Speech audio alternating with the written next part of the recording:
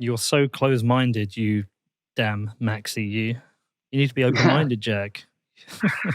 Listen, it is what it is. It's an exciting project here. I know you've already mentioned the core guys, the hard work people have put in years ahead of this. We should probably also give a shout out to the Lightning guys that have been working on this for years as well. And also give a shout out to anyone who stood hard, strong, firm with their Bitcoin beliefs. I struggle to understand toxicity at times. I do think sometimes it goes over the top, but at the same time, you can't have a monetary network, a free, open monetary network like Bitcoin without it being defended.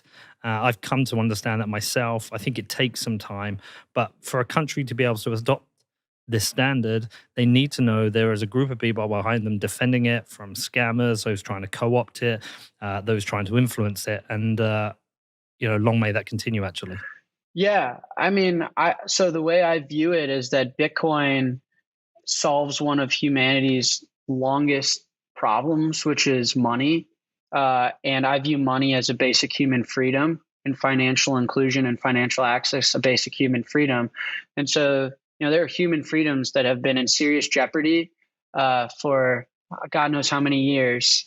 And whether you're an Anon on Twitter, whether you're a Lightning Network developer, whether you wrote the Lightning Network paper and are no longer involved, contribute to Bitcoin Core, if you're Jorge, Chimbera, Renato, Mike, and El Zante, that gave the world a little bit of hope and that drive and commitment into doing this long before anyone thought it was possible. Like, all of that is an effort to reinstill human freedom and push the world forward and give humanity a higher quality of life and higher standards and ultimate financial inclusion and freedom. And I think the intensity that everyone comes with embodies that, is that we're all working and striving for what we believe is going to make the world a better place. I mean, I've said this before, but I think as a human being, you ultimately want two things inherently, no matter who you are. You want to be part of something bigger than yourself. And so that's just not living your life alone, right? That could be starting a family, that could be starting a business, it could be joining a company that you're really into, that could be being part of a men's league basketball team, right? Just being part of something bigger than yourself as an individual, and then working towards something that will last longer than you will. And that's leaving a legacy. And that's when you die, the work that you've contributed to the planet Earth is still alive and still moving forward. And that's contributing to society, to human species, and leaving a legacy and doing good time on the planet. And I think Bitcoiners embody both of those things. It's being part of this community, being a cyber hornet, being part of this distributed network, and ultimately defending the best tool humanity's ever conceived, and the best tool that allows us to reinstill human freedoms without any central party saying otherwise, and pushing the world forward in the right direction. And when we all die, Bitcoin will still be here. And so it's the ultimate opportunity as a human. And people, some people write code, some people start community projects, some people found businesses, some people have Anon Twitter accounts and spend 30 minutes a day on Bitcoin and don't pay attention much at all. But all of it, everyone deserves credit. And this is not about any single company. I have no commercial relationship with the government. Strike is competing in the free and open market and participating on this open monetary network just like everybody else. If there's a competing Lightning business that wants to integrate with a bank, you should fly to El Salvador and give them a call.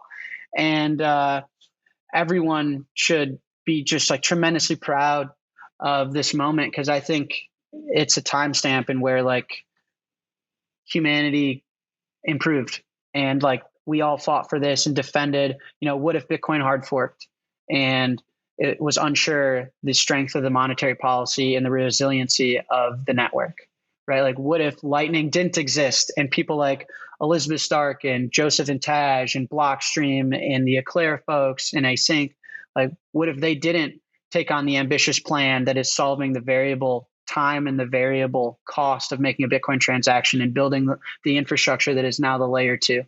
Like, what if Bitcoin Core developers conceded to all the death threats that Roger Ver gave and all the abuse that they took over the years when Bitcoin was in a bull and a bear market? What if they gave in and gave up and went and took a job at Facebook?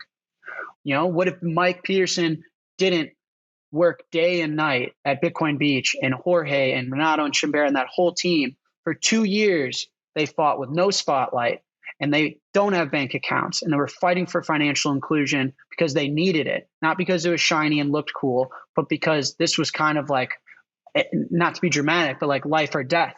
It was, do you want to succumb to the bullies that is the existing intermediaries in the financial system, or are you going to plug into hope? What if they didn't do that? What if they found it easier to just fish and give in to the fact that my life sucks because of where I was born and who I am? That's stupid. That's fucked up. And, what if you and I didn't go to El Salvador? Maybe it's easier. I get acquisition offers for Strike every day. I'm not fucking selling. I'm not doing this for money. I like, what if you and I sold? You could sell what Bitcoin did to Spotify or whatever. I could fucking sell Strike tomorrow. What if we gave up? Right? So everyone, this is a collective, distributed, decentralized fight for human freedom, for quality of life for all, for inclusion financially.